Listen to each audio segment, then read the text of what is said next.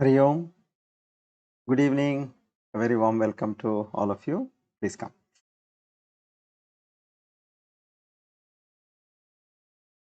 Let's pray together.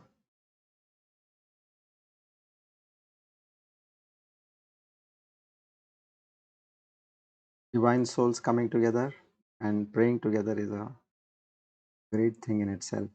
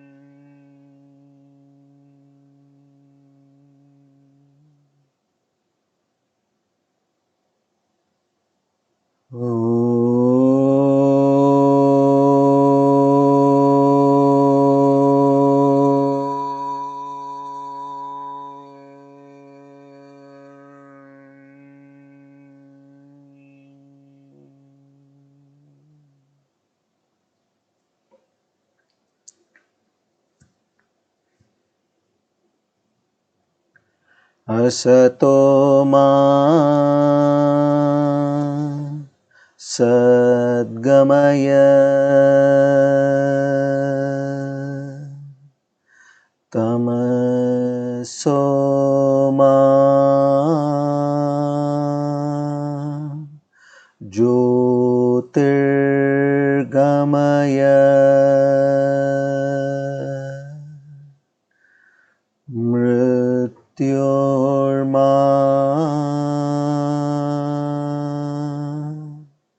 amrutam gamaya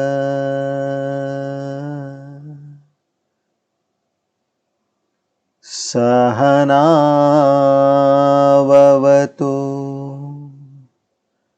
sahano bhunaktu sahaviryam karavavahai tejasvinavadhitamastu ma vedvishavahai.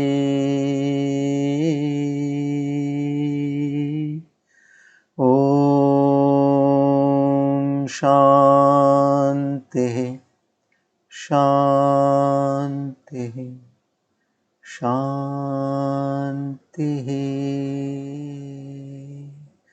Hari Om Tat Sat. Shri Chinmaya Sadgurave Namaha.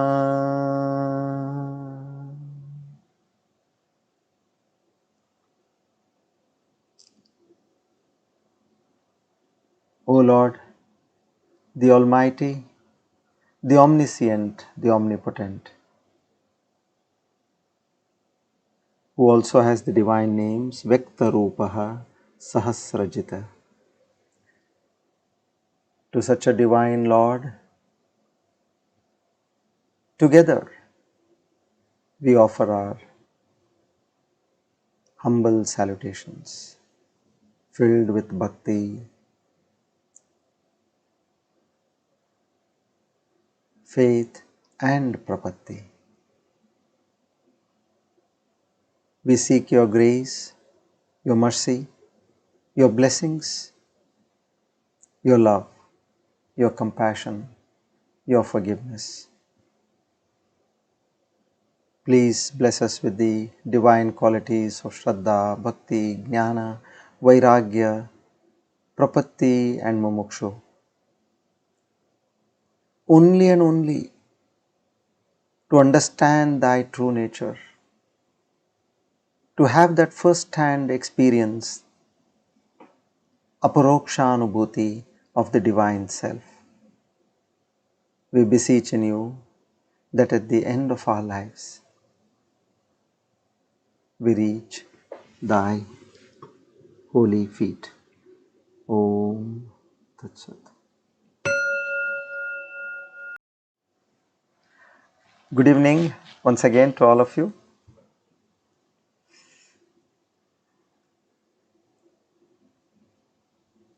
See, the invocation prayer where we take a pledge, it makes so much meaning if you really recite it from the heart. Then you know what happens? What you have said starts manifesting. If you just say it or you hear it at the organ of perception level, organ of perception level is like when I am saying, I am telling through my mouth, and when you are listening through your ear. So these are organs of perception. At that level, meaning it's like there's a tape recorder or a radio player, like those instruments saying. But when you connect it to your soul, your heart, your mind, then that real transformation starts happening. And we should mean that. When there is a situation, you normally start cursing. Get back. What a pledge, what is the pledge I have taken? I have taken a pledge that, oh Lord, I know that you have sent this situation, this incident, this circumstance through a person, object or a place. It is somewhere, it is unfolding me. At times it may be giving me, it may be testing my patience. At times it may be giving me courage to face bigger problems in life which are coming as per my prarabdha karma.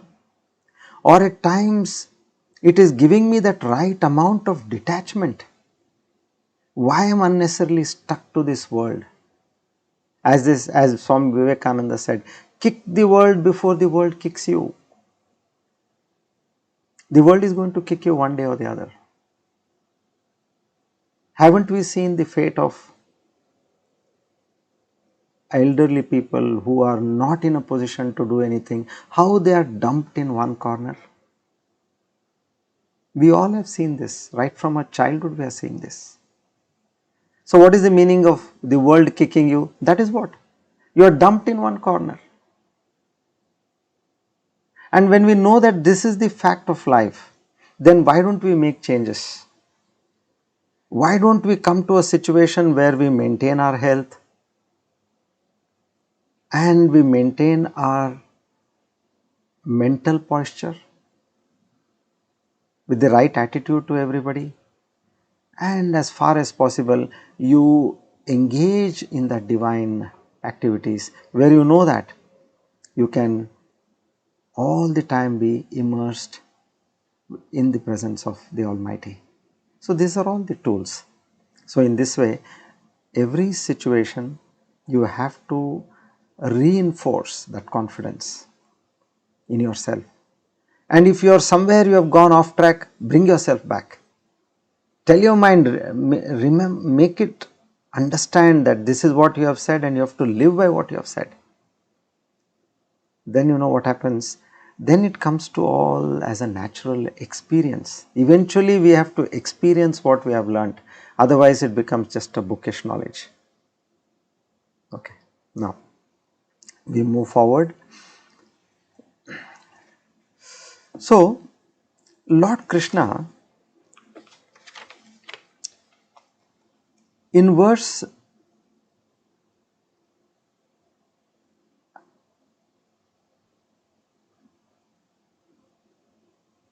17, he talks about karma, vikarma and akarma. Karma is that which is done as per the scriptures.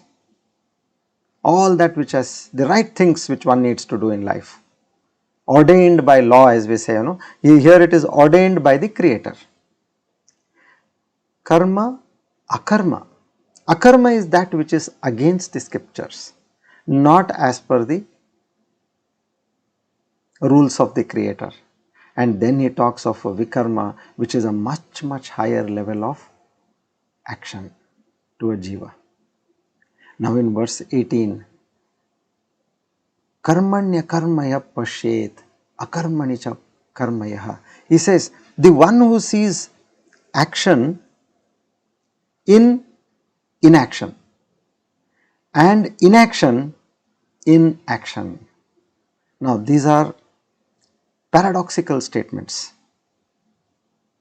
Like, what is the paradoxical sight which we normally see? You are moving in a, let's say you are moving in a train or in a car. You are stationed in the car. You seem to be stationary, but outside what do you see? The trees, the mountains, and then if there is a river, all that is running against you with that great speed. But actually who is moving? They are stationary and you are moving. And at the same time, if you see some distant object which is going at great speed, like say you are in a flight and you see another flight at a distance. Now you feel that that flight is stationary and you are moving. So these are all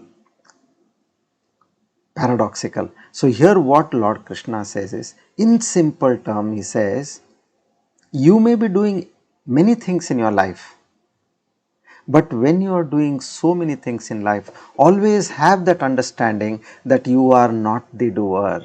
This is the punchline which you need to get. Very simple. I am not the doer. I don't have the capacity to hold my breath beyond a time. And I don't have a breath. I don't have the capacity to even take continuously 2 breaths if I want. There has to be an inhale, there has to be an exhale. One extra breath which is more than my allocation, I don't have the capacity to generate. So which means, what is that which you have? Right from your breath, right from your organs of action, all that is because of there is some force within you which is making you do all this. So why are you getting so proud that you are doing so many things? So keep observing that power within you which is making you do all this. Now if I am listening to something good, it is the Lord in me who is listening to this. The Lord in me who is giving me the capacity to listen to this. I have got nothing. If I am saying something, the Lord in me is given me the strength to say this, the mindset to say this. So in this way, you see inaction. I am not doing anything. That is the meaning of inaction. Although you are in action, you are talking of inaction, meaning I am not the doer, I am not the karta, I am not the bhokta. And let's say you're sitting idle, you're not doing anything. But then you can always say that there is so many things happening within my body and all around the universe, in the entire cosmos. That knowledge we have. So although you think that you are not doing anything, but there are so many things which are happening by itself. So there you are seeing inaction in action. So likewise, this is the preface what Lord Krishna tells you after explaining what the 3 types of karma and then explaining how your nature should be in while doing karma. Now next, in the 19th verse, Yasya sarve samarambha kama sankalpa varjitaha jnana jnanagni dagda karmanam tamahum panditam buddhaha. So here he says, he is a real pandit, a real learned person who is doing all the karmas free from desire. Kama sankalpa varjitaha. Varjita meaning detached, free from kama, desire. Now, when you are not the doer, in the true sense, if you are really understood yourself to be not the doer, then where do you have the inclination for any expectation, a desire for any fruit or desire. You don't have any expectation. So if we start practicing the previous verdict what Lord Krishna has given, then the next verdict falls in place. Meaning free from desire and thoughts of the world. That is what the Lord says. And Jnanagni Dagda Karmani. Jnanagni means in that fire of knowledge. Dagda, he has burnt. Karmanam, all the actions. I know I am not the doer. I am not the karta. See, these are all, it is like releasing all the shackles one by one in these 4-5 shlokas. Like a person who is put on shackles, there is one on the neck, and then there are a few on the arms, then there are few on the legs, and then around your body. The more dangerous criminal you are, then there are more shackles on your body. So these one shloka is like removing one shackle, freeing you from this samsara. So I am not the doer. Hari Karta, Hari Preranaya. Hari is the one who, Prerana means who inspires.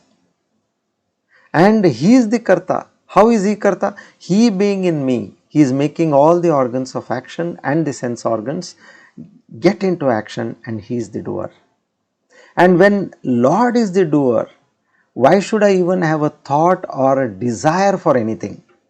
Let him do what he wants to do. It is yours, O Lord. What am I to do over here? If somebody is there in his house, and if he is doing what he wants to do in his house, what does it matter to you? It is his house, it is he being there, he'll do what he wants to do. Don't we say? Right, it's your house, you do what you want to do. So when it is the Lord's house, he is dwelling here. And how are we concerned what he does? So there is no thought, there is no desire of any particular action. That way. Now, in the 20th verse that last time we had studied briefly about this 20th verse, now we are going to go into a little depth. And then we will be taking up Chidruposi. Chidruposi is a Mahavakya again. Chid means Chaitanya. You are that pure consciousness. Now what have we understood to be? We have understood ourselves to be this jeeva, this puny tiny soul who has a limitation, who has a limitation of gender, who has a limitation of age, who has a limitation of strength, a limitation of lifespan, a limitation of potential, a limitation of richness. All it is, this jiva means limitation. Now this particular jiva, you are not that. The Lord is telling, I have not told this to everybody. The Lord says, I am telling you, you are a deserving soul. So come, I'll tell you. And now you shift from where you are. That is the path where we are on now. We have to be there. If you move here and there, somebody is taking us on a special line when there are several people to, let's say there is a darshan, several people are going there. You don't know when your time will come for the darshan. You have waited for hours in a queue, and there somebody comes and says, come follow me, I'll take you by a shortcut, and you are the privilege now. Now there when that person is taking you, it is your duty to see that you follow him. There you should not look here and there and you miss the line. So in that way, now the Lord has brought us on this queue, and we are gradually following that person and going ahead. Ensure that you are on track. Don't get astray. Wait, you suddenly meet a friend of yours and you go and say you want to hug that person and you want to shake hands with that person. I'll come back. By that time, you're not able to get back into your queue. That happens. Many people I have seen who are on the path, they move away and they are never able to come back. So we have to stay focused. Just keep following the line, follow the instructions and reap what you want to reap in the end. So now what we will study about, you are Chidruposi, meaning you are that pure consciousness. How can we connect to this concept? See, we are all getting prepared for a great event in our life. Of what? What is a spiritual journey? A spiritual journey is where you become free from the person you think you are. It's a very dashing statement. You are becoming free from the person you think you are, meaning I know that I am so and so, and you have to tell yourself you are not this person. How dreadful it can be. So that's the reason many people don't like spirituality, because it talks about you and it takes you on a shift, on a different plane. So they get confused and they don't have that courage to understand this and take this forward. Okay, now we'll study the 20th verse. I will just read the verse and we'll go forward. Shri Bhagavan Uvacha Yaktva Karma Phala Sangam Nityatrupto Nirashrayah Karmanyabhipravrittopi Naiva Kinchit Karoti Saha.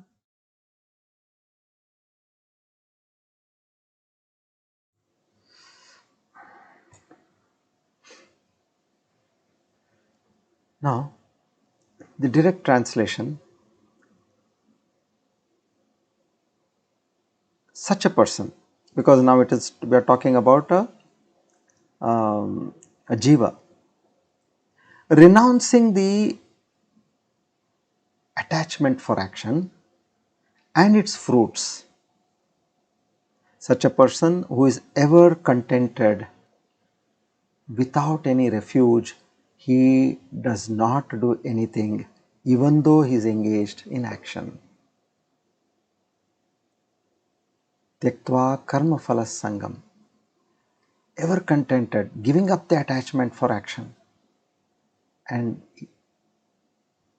although he is doing everything, he still feels that he is not doing anything, although he is engaged in every action. So here, this particular shlok, Lord Krishna is addressing a householder, a Grahasta like us. You know, where Arjuna is a Grahasta. Nitya Trupto. Nitya Trupto means, Trupta means satisfied. Okay, I am Trupta ho gaya, I am Trupta, meaning I am satisfied. Nitya Trupta means ever satisfied. Not that, I am satisfied now, and if I don't get something, I am not satisfied, and I am not that satisfied. Okay, satisfied.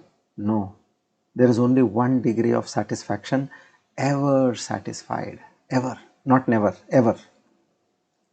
So this is the difference between an enlightened and unenlightened, not enlightened, you can say.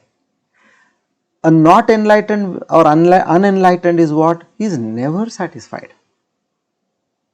That is the biggest difference. You will start seeing in your own life as you start getting this enlightenment. It may not be at a flash. Slowly, in most of the people will get that slowly. You will see that gradual change happening. So once you start getting that enlightenment, you will see that your level of satisfaction increases. In the same life, there may not be any major change in your life, rather it may be getting worse, but you will see that you as a person, you will start being more and more satisfied and less agitated. So how is this happening? Only and only because of that self-realization. And what is this self-realization? I am this immortal awareness. Now, where is the person now looking at? He is looking at that awareness within him, the Chaitanya shakti in him, the reflected consciousness within him. He is looking at that. and he knows I am not subject to birth and death. Na jayate mriyate va kadachit. That which is born has to die, and that which is dead has to be born again. That is what Lord Krishna had said. But here this particular soul knows that I am not subject to birth and death. And it understands clearly that I am beyond that. That which is the reason for birth and death, I am that. And it also knows that as a body and as a mind, we need certain things because we are limited.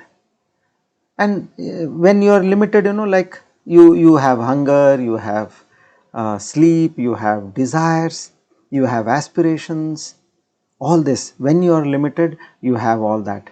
Now, this person, he transforms and he has in his mind, I am the watcher or I am the witness of this unlimited jeeva. As I see other persons, I see my own self. Till now, this person whom I had identified with, now I am seeing that person, that unlimited person, that detachment is there. And he witnesses this person continuously. This person gets something good in life.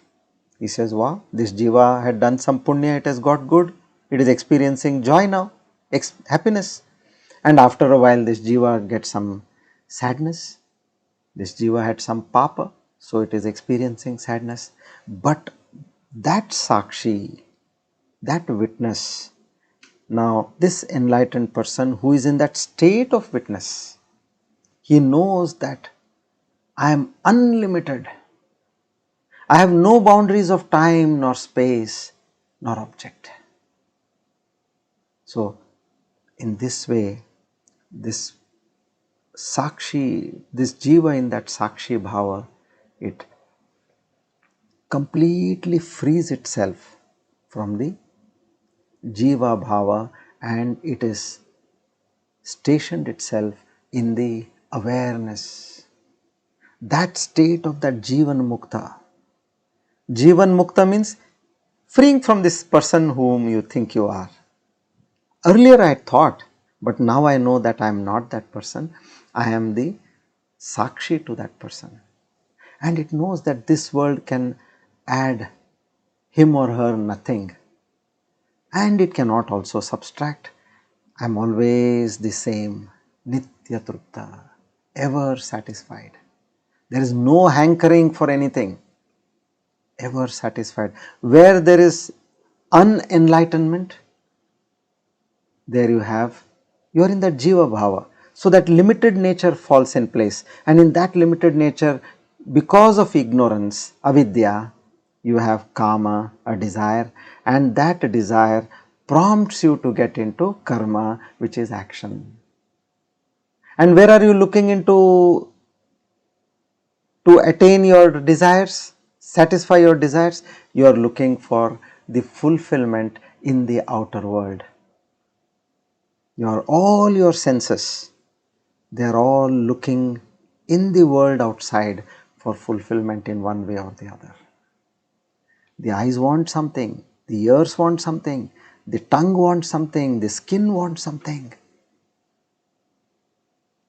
the nose wants something. So this way, all these 5 strong senses, they keep pulling you out. But this enlightened soul, it knows, okay, I am not that jiva, I am an observer of that jiva as a witness, and it just keeps witnessing. It comes out of the karta bhava. So, this is the difference between the enlightened and the non-enlightened person. Unenlightened, I am the body, mind, and unenlightened, I am the witness of the body and mind. All these body, mind, everything, the world are all appearances in this Chaitanya Shakti, which is appearing in me as the Chaitanya Shakti. It knows that this is a superimposition. This Jiva Bhava is superimposed by those two powerful powers of the Maya Shakti, which is the Avarana and Vikshepa. Now this has got knowledge. This soul is now no less. Earlier it was in ignorance. Now this soul has got that knowledge. You can't do anything. As they say, इससे पंगा मत लेना, उसको सब मालूम है. That way. Now when that friction happens, then the ignorance runs away. He says, no, he has got knowledge of everything. And it keeps away, ignorance keeps away. And this Sakshi Bhava, it shines. Otherwise what the world does, it always keeps showing you some attractive gadgets, it shows you some positions of power, it shows you, how to make money. Somebody will come and tell you, I earned so much money in share business. 1 month I earned so much, I earned 1 lakh or 1.5, 2 lakhs or whatever it is. Then suddenly you were doing your job and immediately you get startled and you say, really? Because you know that person, he is not any great intelligent or a talented person, no, an ordinary person. If you have made 1.5 lakh, then you start comparing yourself and say, I am much better than him, so I'll be able to do much more. And then you keep the Japamala on the side and you say, Acha, how did it happen? Tell me. So this way the world attracts. It takes you off track. So we have to always be careful. Now in my personal life, what I see is, I want to come out, devote myself for moving towards the Lord. So far I was in the world, always immersed in activities of business. Whomever you meet, what is the common sentence we say? Batao, kamane jaisa kya hai? This was the common sentence. Tell me what is that which is there, which can give me more money. So then we start discussing proposals. There is some proposals here, there, this is there, that is there, and then you start analyzing, and then you say again, okay, I'll catch up with you. Then you will start taking more and more details. Then if need be, you will go there, you will study that. Then you will see your return on investment.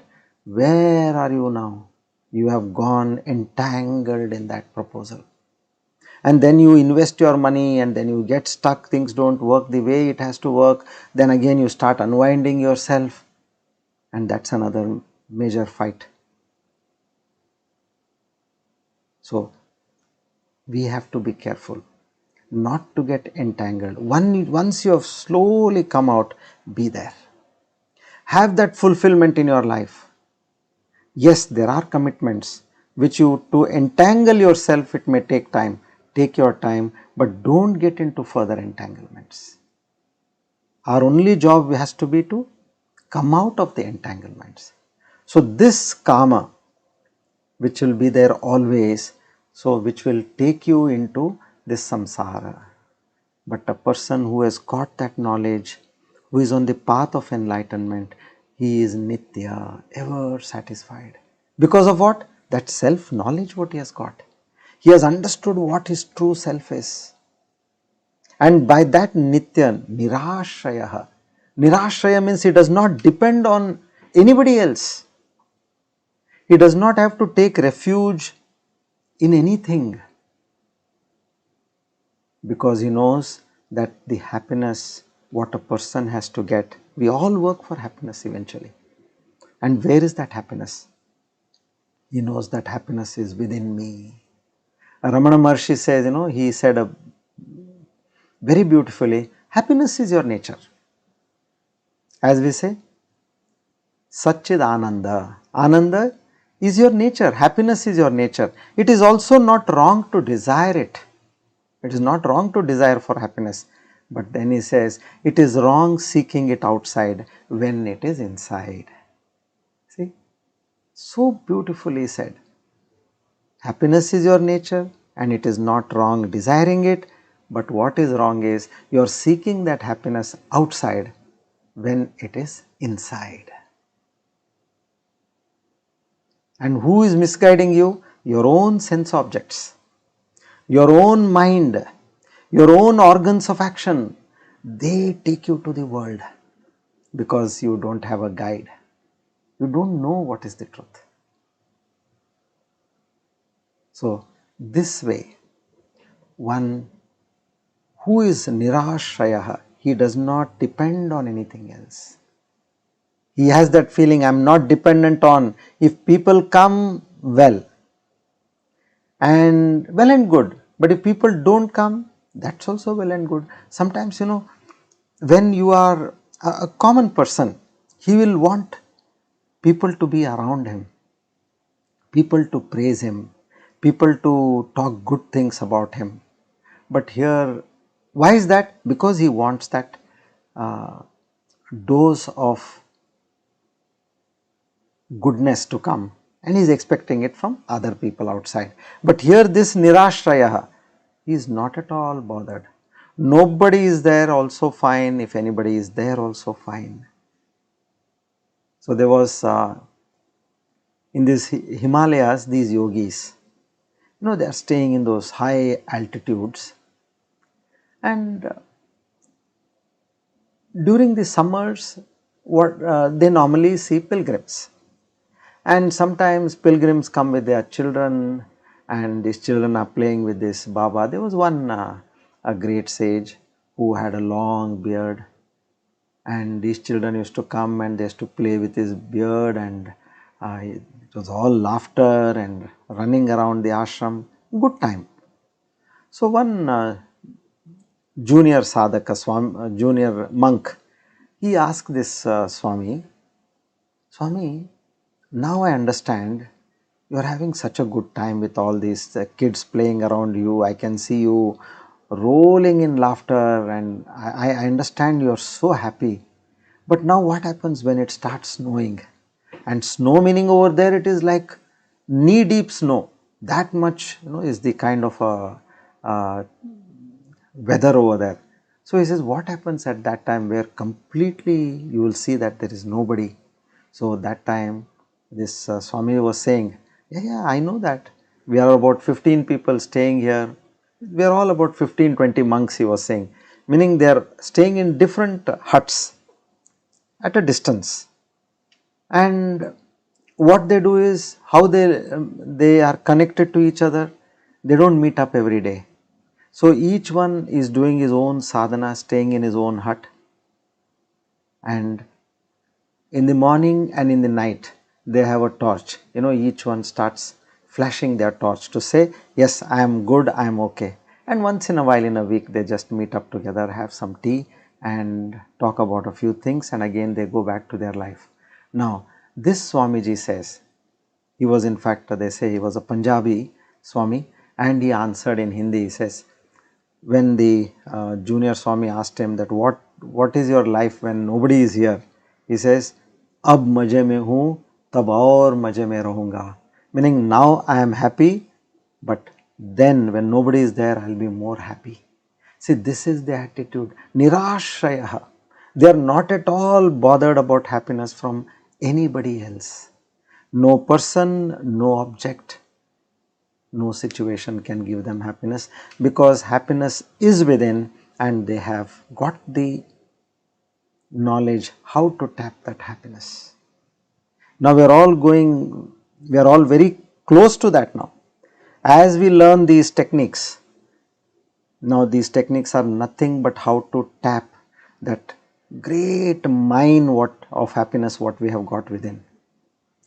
Here for scalter things, like you go and buy gold. How much? Each one has got a capacity. You may buy 10 grams, you may buy 20, you may buy 100, you may buy 200 or a kilo or 2 or 3. That's it. Everybody has got a capacity. But imagine if you have got a gold mine within where there are tons and tons of gold. Will you ever go around buying gold in the market? When you yourself have got tons and tons of gold. So now that is what we are going to slowly tap. All this is going to take us there. Being established in ourself, you will seek that happiness. Then automatically you as an extrovert will become an introvert because you have changed your direction. So nirashrayaha. So this monk, he completely comes out of the dependence on everybody. And tyaktva karma phala sangam. He knows he is not the doer of karma, and then automatically the results of the karma also are not his. There is no attachment for any result or for any karma. Completely he has detached himself. Now, siddhasya lakshanani sadhakasya sadhanani. Now, siddhasya means one who is siddha, who has already gained that enlightenment. His lakshanani, meaning his qualities or his characteristics. Sadhakasya sadhanani means become tools for a sadhaka to practice. So, all these words what we are talking of, nitya trupta, tyaktva karma phala sangam, meaning giving up the desire, attachment of all actions, all this we need to practice. This is what is being told over here. And we should also understand our mind will generally be tricking you and it keeps you engaged in something or the other. As far as it is sadhana, it is good, but it just sometimes drives you to stupid things. You pick up you call somebody and you start chatting with that person about what? All useless things, talking about somebody else. So one has to be very careful in life about this. Observe where your mind is going. Be in some sort of seva or the other, so that your mind, your body is doing some sadhana. And there may come a time where, excuse me,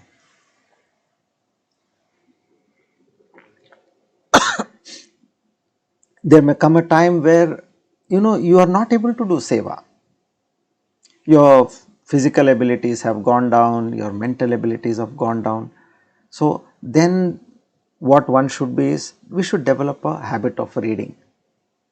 Sitting in one place, since you can't run around and do, you read or you listen to good things. And at one point it can happen that maybe you are not able to read also because your eyes are also giving way as you grow older and older. So they say develop the habit of japa. For reading you need some strength in your eyes and that concentration, but for doing japa you don't. So practice japa, so you can continuously keep doing, repeating the mantra and doing japa. So in this way we have to train our mind when we are on the right track and ensure that we are able to keep the mind doing the right things. Tyaktva karma phala sangam. Not attached to the work or the results of work. Why not attached? Because they do not depend on it for satisfaction. Why don't they depend on it for satisfaction? Because their satisfaction is from this self-knowledge. The realization that I am that infinite, that anantosmi. And once a person has reached this stage, karmanya abhipravrittopi, he fully engaged in action, although he is engaged in action. So that's why it is said, this verse is for a householder. You are engaged in action, you are doing so many actions as an householder. You're grahani of the house, let's say you're cooking, you're washing clothes, you're cleaning the house, you're taking care of the guests, the children, the spouse, the elderly people, the parents, in-laws. Now, although you are in that action, you have that knowledge that whatever karma is happening is all happening by at the will and mercy of the Lord. I am not the doer here.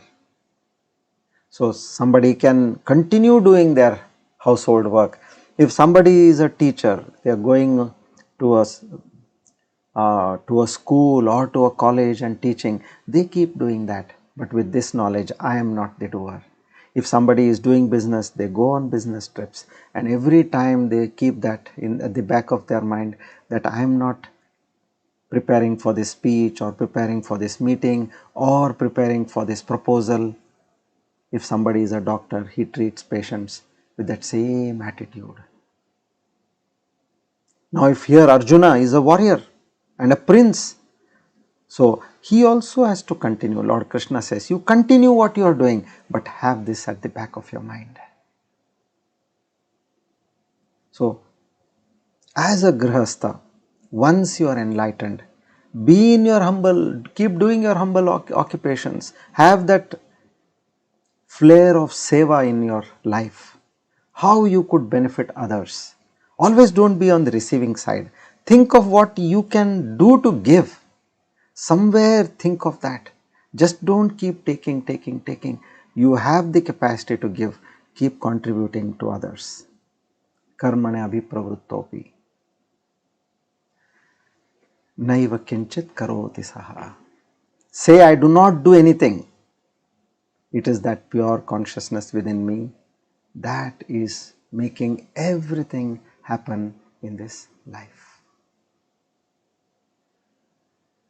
So in this way, now the Lord ends this verse. He gives us that reassurance, that reinforcement that you may be a householder. You don't have to be a great sage or a monk. Have this attitude, that's all, you are not the doer and the Lord is the doer alone. Tyaktva karma phalasangam nitya trupto nirashayah karmanya abhipravrittopi naiva kinchit karoti saha.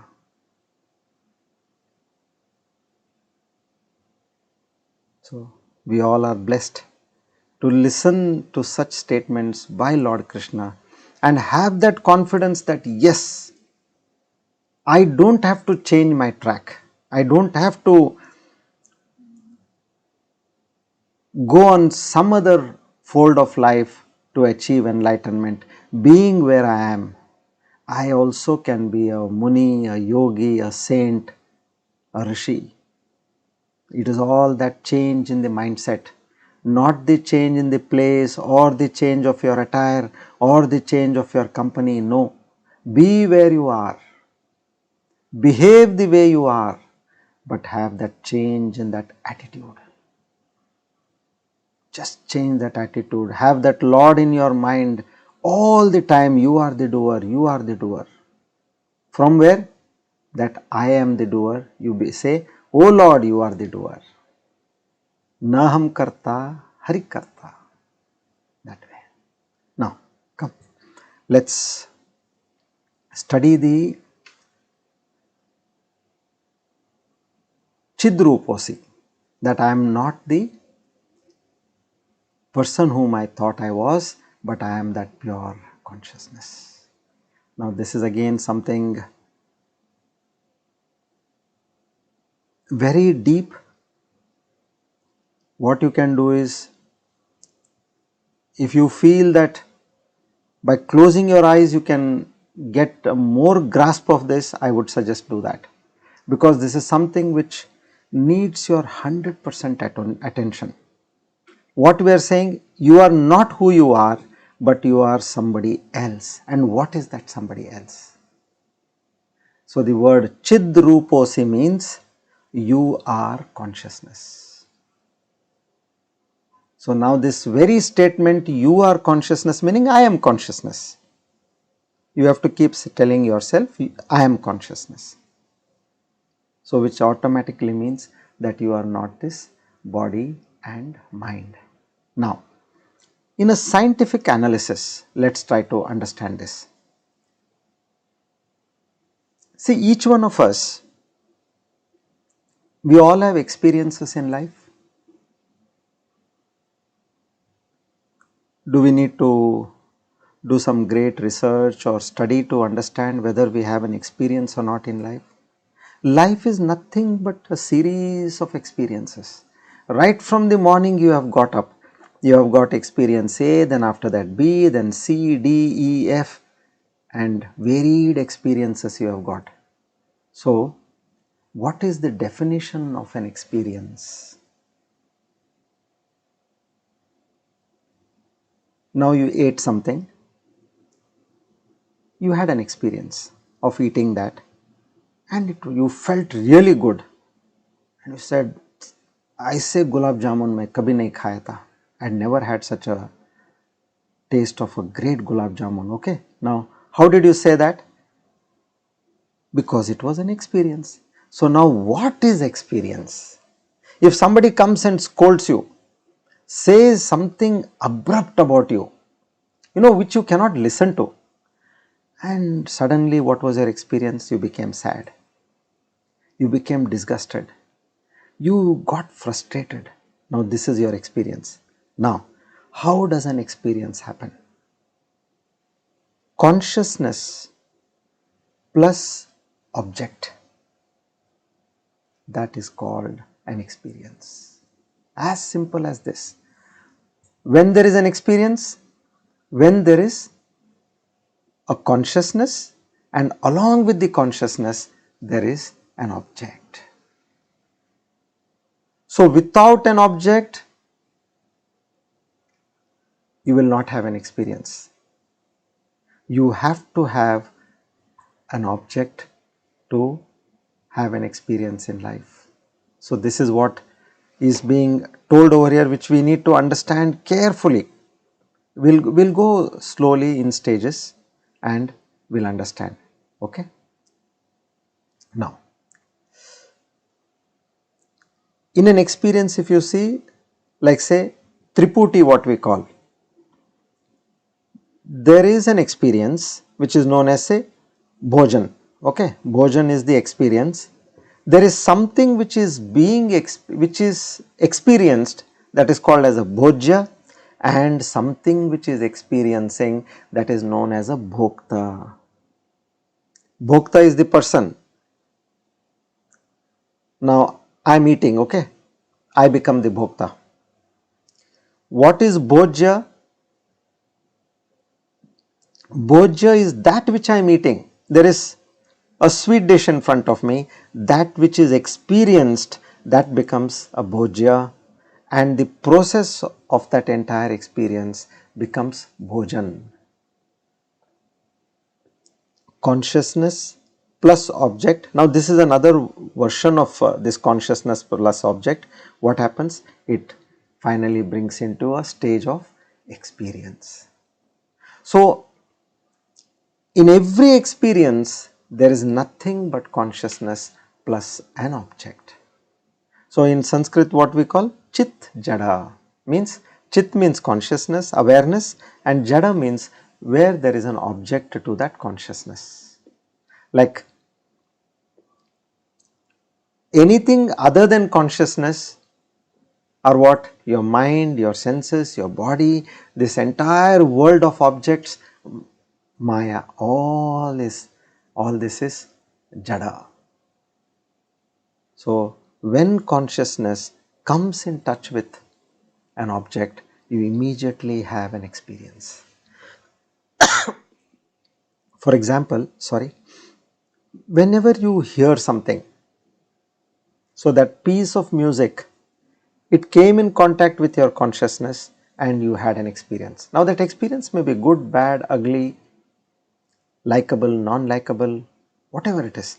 So whenever you, with all the senses of perception, when you hear, when you touch, when you taste, when you smell, all these are giving you different feelings of experience. So which means all perceptions, they bring in experience to you. Now imagine, let's talk something more scientific. There is a photographer or a cinematographer, let's say. Now he is shooting a particular scene of a scene which is in front of him. There is some action going on and he is shooting. As now you compare that to your eyes. What is happening now? The camera also has got lens which are exactly similar to your eyes. Now that is capturing all the information which is happening outside, just as your eyes are also capturing that information which is happening outside. But there is a difference. The difference is you as a person are having an experience from that incident which happened, but for the camera, although it did the job of your eyes exactly, but it did not have an experience. Why I am mentioning this is, reason is, in a camera there is no consciousness. That's the reason. It got the object, but because lack of consciousness, there is no experience in the camera. But in that person, eyes did the same as what the camera did, but the person seeing that got an experience. If it is a very compassionate thing, that person may have tears in his eyes. He may want to even get up and help the person. If there was something dreadful, he want to run away. But a camera will not have any of these feelings. Now recently you have the Google car where there is selfless driver. There is no driver in that car. Now all the activities what a normal driver does is done by that Google car. There are sensors which detect motion, forms, objects, the depth, the distance. There are computers which are constantly processing data, and there are decision making algorithms which are taking decisions from time to time, and then you have motors which carry out these decisions. See this complex, we as a driver we do all this, but does that car have the driving experience? Here the driver, sometimes he feels uncomfortable when there is a traffic jam and when people are not behaving properly, they are not driving properly, they are honking. Now this person has an experience, but the Google car will not have any experience. So experience is consciousness plus an object, and it could be any kind of a perception. And remember, not only perceptions, also emotions. We discussed about consciousness plus object experience, and for these objects we use the term perceptions, meaning the eyes, ear, skin, nose. But here even for emotions you need consciousness. You cannot feel sad without being conscious. Just think, when you feel sad, there is consciousness and then there is a feeling of sadness. When you feel happy, then there is first consciousness, and then thereafter that you have that feeling of happiness. You may be also feeling lonely, but first there is a consciousness, you feel conscious, aware of yourself, and then you start feeling lonely. And it does not stop here. Any idea which you got, you think, oh, I got this great idea, let me share this idea with you. It could be an idea, an understanding, or you are able to strike something, bring a solution to something. Now all these happen only and only in consciousness. Imagine, now you look back to yourself, whenever an idea came to you, were you not aware of yourself? So in that awareness, perceptions, emotions, ideas, they all are in this consciousness. And even if you have to forget something, you say, I don't get it, I am somehow losing track of it, meaning what, you are aware of you having lost track of it. So even if you have to forget, you have to have that consciousness and then that loss of memory. And all organs of action. See, now we are connecting to the Sukshma Sharira. If you closely see, we were looking at the 5 sense organs, then we were looking at the Mana, Buddhi, Chitta, Ahankara, then we are looking now at the all actions, organs of action. Now if you are talking, if you are say driving, if you are cycling, if you are running, if you are boating, eating, walking, all this there is awareness about it. See now how awareness is connected. Now we will be slowly going to a, a point where we are going to conclude something great. So which means in all memory there is consciousness, in all intelligent aspects, be it an idea or a thought provoking knowledge you could gain, when you are happy, when you are sad, when there are memories, consciousness is there all throughout. And when you fall asleep, let's say we have gone to a nice resort, you wanted to take a holiday, and you feel that now I should relax, I should rest. So you switch off your mobile, you switch off your laptop, all gadgets, you switch off your Wi-Fi, and the hotel has said that there is no connectivity to any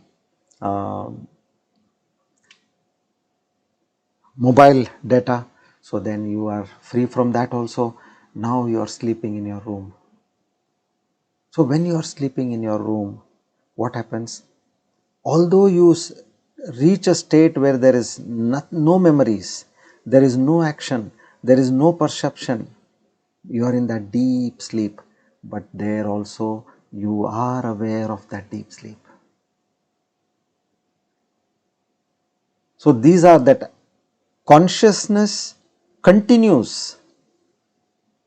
Without that consciousness, that dream sleep will not happen, that deep sleep will not happen. So even in your deep sleep, despite all perceptions, you are able to experience that consciousness. There is no object here. That's why there is no experience. Understand? Without an object, or you can say nothing objects to consciousness, so you don't have an experience. But there is an experience of nothingness. It's not a blankness, it's an experience of blankness. Understand? A very subtle point. We all have experienced this. Almost daily we experience. You don't have to go to a resort to have a sushupti, a deep sleep. In a daily life we all have a deep sleep where there is an experience of blankness. Why? Because there is no object to consciousness. And more than this, experiences keep changing, but consciousness does not. Like as we get up in the morning, you are in your cozy comfort of your bed, in your most likable place to live, which is your bedroom. Then as you come out, you see the sunlight, you see the birds chirping, then you see people, different people, you wish them, then you take a walk, you do your exercise, you come back home, then you are eating, then thereafter you are working, and you wear a different attire at that point of time. The temperature in the morning was different, and at 10 o'clock, 11 o'clock it is different. So the sense experiences are changing. How? Because the objects are changing, the sense experiences also start changing. So whenever there is an object of a different nature, you will be subject to an experience of a different nature, but the consciousness remains the same. Remember, what we desire keeps changing throughout the day. Therefore, our experiences keep changing. Only because the objects, our desires are different. You eat something, you drink something, you hear to something, you see something. These are all different objects. And all these different objects, they keep giving you different experiences. And another angle to this consciousness is, this consciousness is not affected by your experiences. You may have a terrible experience, God forbid, there was an accident and you have damaged your legs, your hands or something, but your consciousness is not damaged. Or you had a mental stroke, now your brain may be damaged, but your consciousness is not damaged. Like you say, I have now come on the spiritual path and now there is a transformation in my consciousness. That is wrong. There is a transformation in your mind, and because of that there is a change in the experience, but there is no change in the consciousness. So this way the body, as we all know, it keeps growing from childhood to old age, but consciousness does not change. So this way, now what is the central teaching over here? When we are in this world working on various things, what should be our attitude? Dehabhimane galite vignate paramatmani yatra yatra mano yati tatra tatra samadhayaha. Meaning, with the disappearance of the attachment to the body and with the realization of that Supreme Self operating within me, to whatever object the mind is directed, one should experience samadhi. We understood the word consciousness plus object equals experience. So which means every experience we are having, we know that there is consciousness behind. So dehabhimani galite, the one who has given up the attachment towards the body, and vignati paramatmani, vignate paramatmani, meaning who has the realization of that Supreme Self within. What he has understood, wherever his mind goes, on whichever object the mind goes, he may be talking to somebody, he may be laughing with somebody, he may be having a quarrel with somebody, he may be eating something, he may be running, he may be exercising. Wherever his mind goes, he knows that that experience is happening because of that consciousness, and in that experience he is in the sthiti of samadhi. Samyak adhiyate iti samadhi. Samyak means right manner. Adhiyate means placed. What is placed in the right manner? The mind is placed in the right manner. The understanding is placed in the right manner. So when your mind is placed in the right manner, you are in a state of samadhi. Now here how this sadhak has placed his mind, he knows that all this is happening because of the consciousness behind. Just now we understood, consciousness does not change, everything happens because of consciousness, only the objects keep changing. So this jiva, having understood that behind every action of mine there is consciousness, and while doing the action it understands that consciousness is the sole rider of this entire experience. I am not the experiencer. I am neither the bhojanam nor the bhojya nor the bhokta. This is known as triputi. As far as you get out of the triputi, you are yourself realized.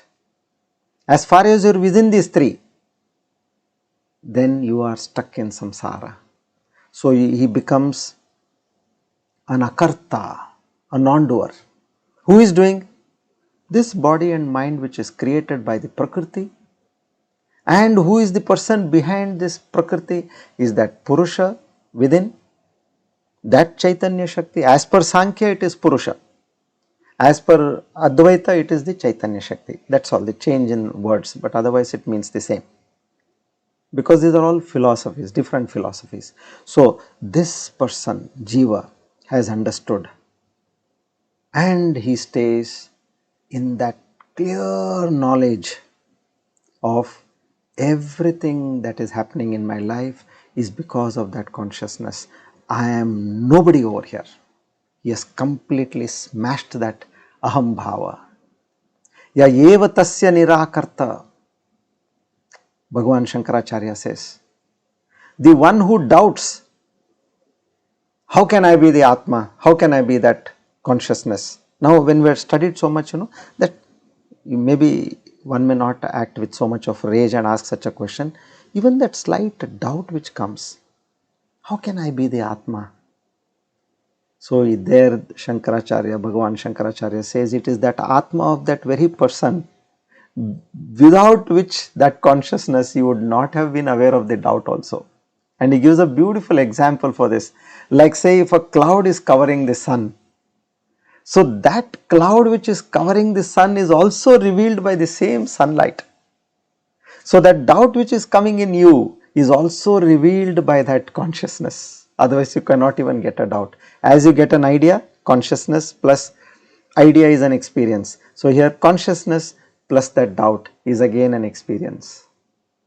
So, every experience in life happens only and only because of consciousness. So, what we have to do? We don't need to go in search of anything anywhere. Our life is full of experiences. At every point of time, in every experience, just feel the presence of the consciousness behind. Yatra yatra mano yati tatra tatra samadhayaha. Wherever your mind is, in whatever activity it is, have that true understanding that consciousness plus that object, I am experiencing this. So you are always in touch with that divinity and you are in that state of akarta bhava. And when you are in the state of akarta bhava, so you are not the person who is doing all this. Aham nasha. There is complete cessation of that ego.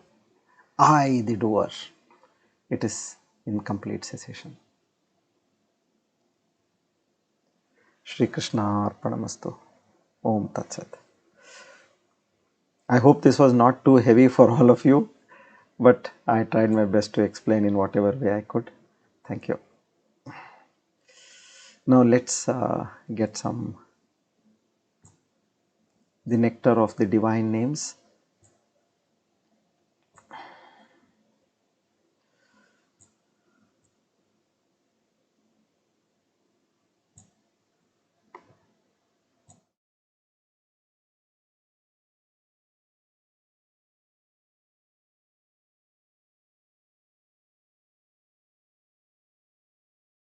So we're doing verse number 33.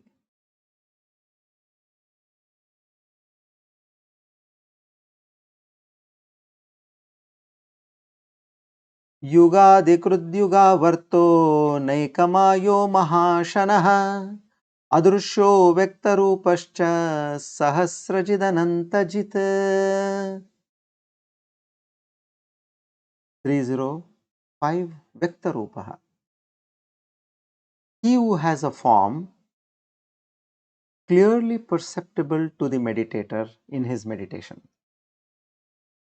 The contradiction is so smotheringly apparent because of the vast placing of this term. It is only just now in the above term that we are told that the Lord is imperceptible, adrishya. The previous 304 Divyanama is adrishya. Now immediately he says 305 Vyaktarupaha.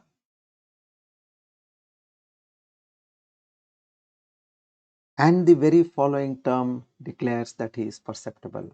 Here it means that though he is not perceptible with the physical instruments of perception, yet on transcending the equipments, the yogi intimately comes to experience the entire divine glory of the self. Though ordinarily it is not easy to see him in the devotee's heart, the Lord comes to play vividly and drives the devotee mad in his ecstasy.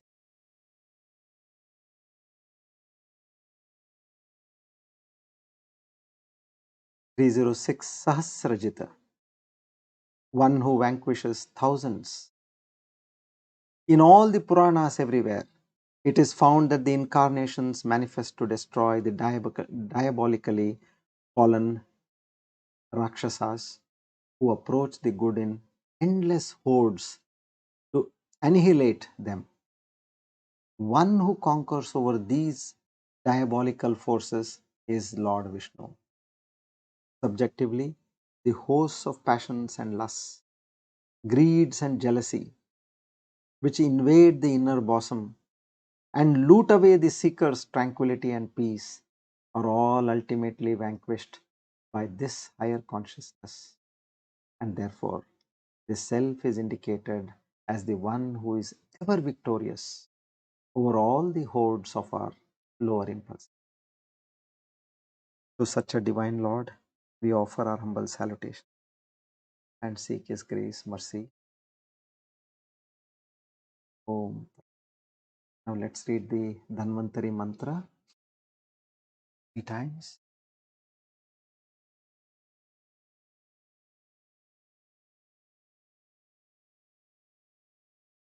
Om Namo Bhagavate Mahasudarshanaya Vasudevaya Dhanvantaraye Amrutagalashastaya Sarvabhaya Vinashaya Sarvaroga Nivaranaya Trailokyapataye त्रैलोक्य निधये श्री महाविष्णु स्वरूप श्री धन्वंतरी स्वरूप श्री श्री श्री औषध चक्र नारायणाय स्वाहा।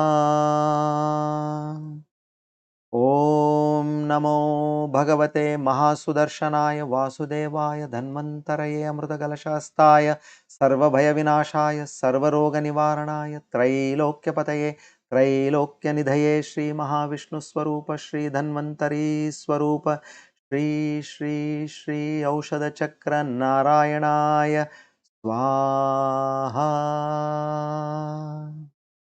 ओम नमो भगवते महासुदर्शनाय वासुदेवाय धन्वंतरये अमृतकलशास्ताय सर्वभयविनाशाय सर्वरोगनिवारणाय त्रैलोक्यपतये त्रैलोक्यनिधये श्री महाविष्णुस्वरूप श्री धन्वंतरी स्वरूप श्री श्री श्री औषधचक्र नारायणाय स्वाहा।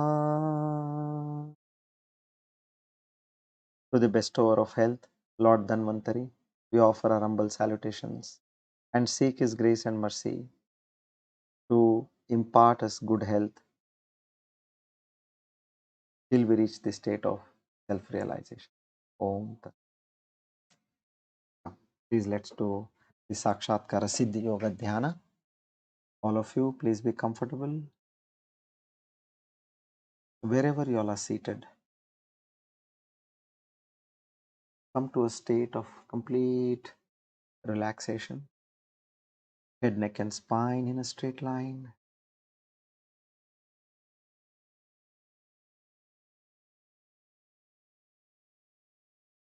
Relax your forehead, your face,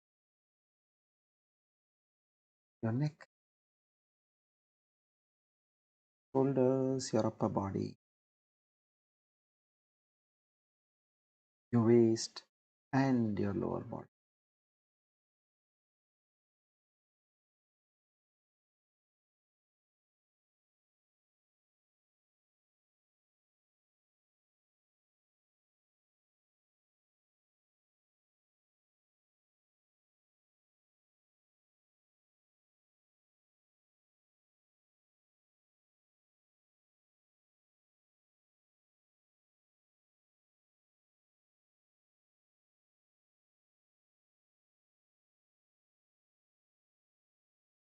Now let's take a few deep breaths, as deep as you can. Inhale and exhale 3 times.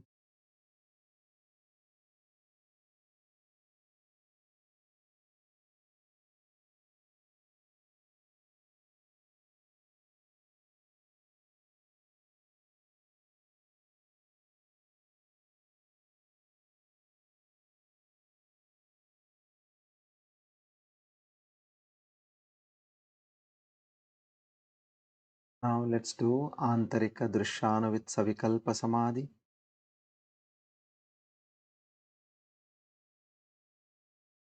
where we, as a drashta, a witness, we observe our mind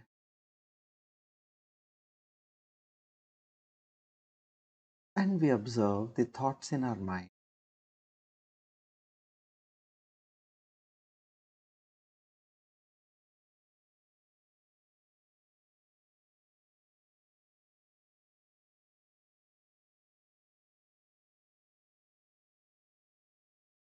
without being judgmental. Just observe the thoughts coming in your mind and slowly passing away.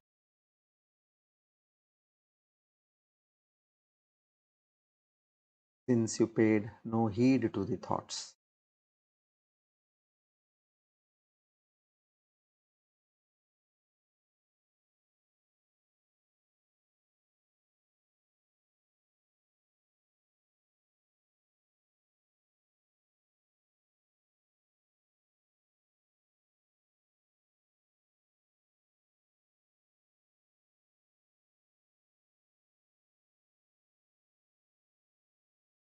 You will be able to experience a gradual reduction in the number of thoughts.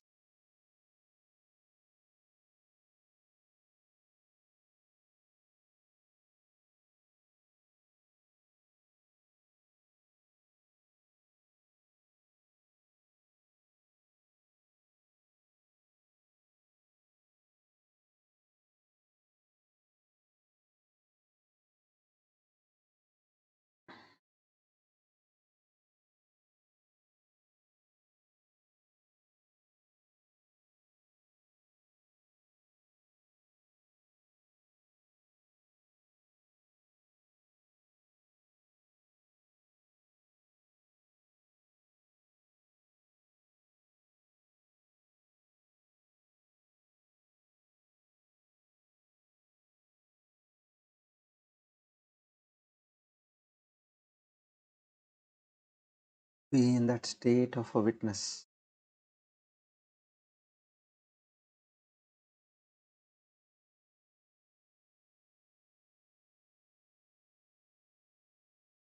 As an onlooker to your body, mind, and senses.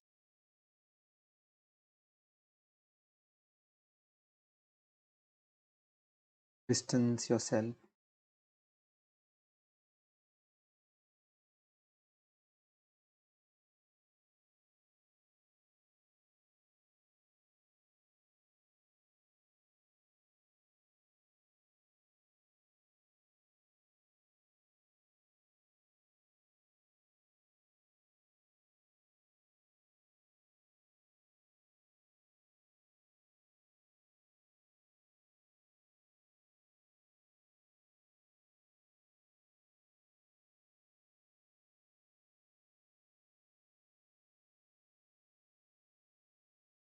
Understand that you are Chidruposi.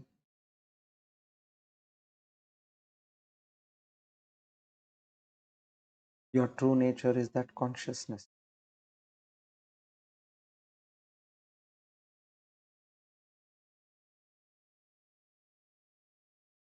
Your true nature is that awareness within you.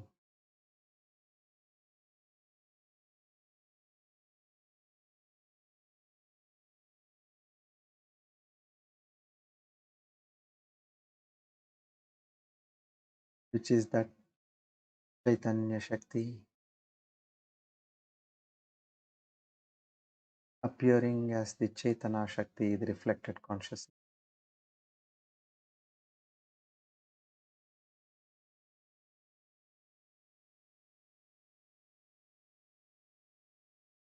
All that is seen, heard, and felt,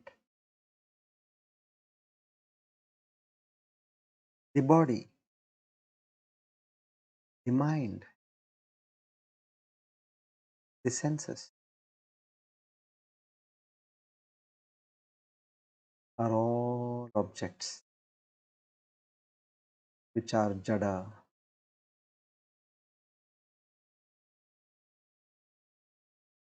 subject to death, which are impermanent,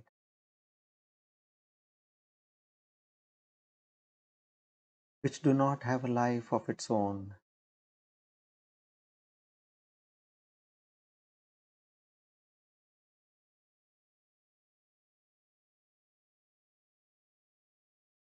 Due to ignorance,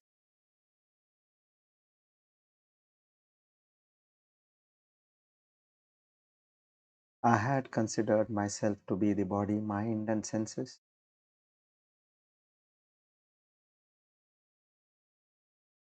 Now, with the grace of the Lord, knowing very well that I am that pure consciousness, that Chaitanya Shakti is the supreme truth. I abide in that.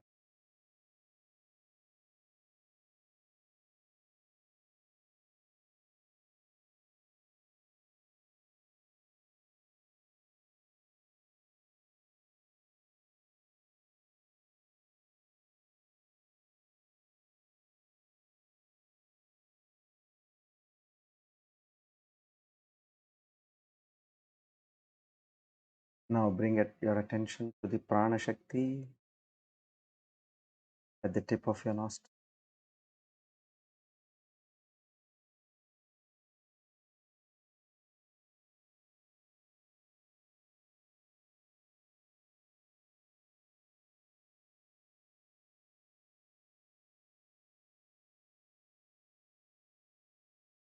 Become aware of who you are.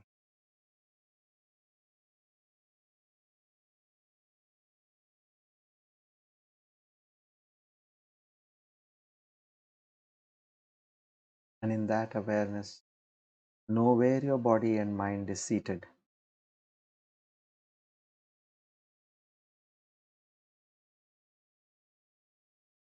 Om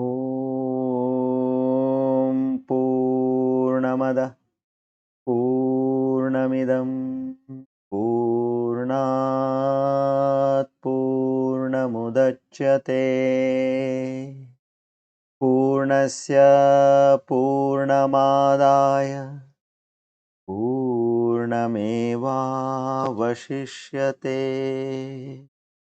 Om Shanti Shanti Shanti.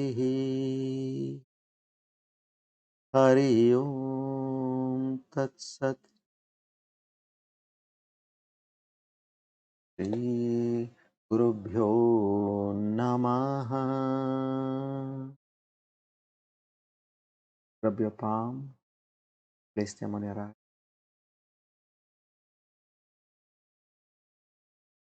Gently and lovingly open your eyes.